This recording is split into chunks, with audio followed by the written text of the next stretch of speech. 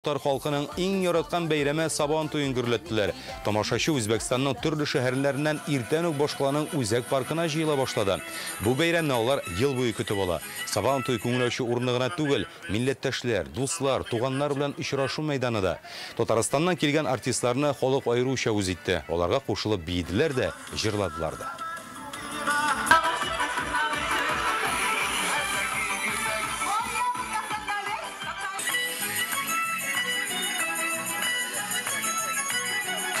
Мен ойлым, татар халқы болған жерде, Үзбәк халқы болған жерде, гомумән мөселман халқы яшаган жерде һәр вакытта да бар. Менә шундый татарлык, матурлык, без сакланып ирлек Ташкентның урамнарын карап, машина белән шундый зак бар, гел барасы килә, җәннәт бакчасыннан барган шикелле. Сабан туй белән котлыйбыз!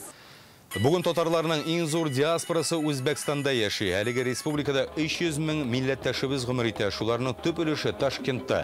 Татарстан белән Үзбәкстанны мәдәни, мәгариф, фән, икътисад һәм сәнәгать өлкәсендә тыгыз хезмәттәшлеккә бәйләп тора. Бер ел эчендә Рөстәм Миңнеханов җитәкчелегендәге делегация 3 тапкыр шушы республикага эшлекле сәфәр кыла.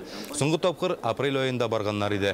Алар Ташкентта Иннопром Үзәк Азия дип аталган халыкара сәнәгать күргәзмәсендә катнашты. Анда үз мөмкинлекләрен тәкъдим иткән компанияләр арасында 50-се Татарстаннан. Алар Үзбәкстан базарына чыгу юлларын эзли.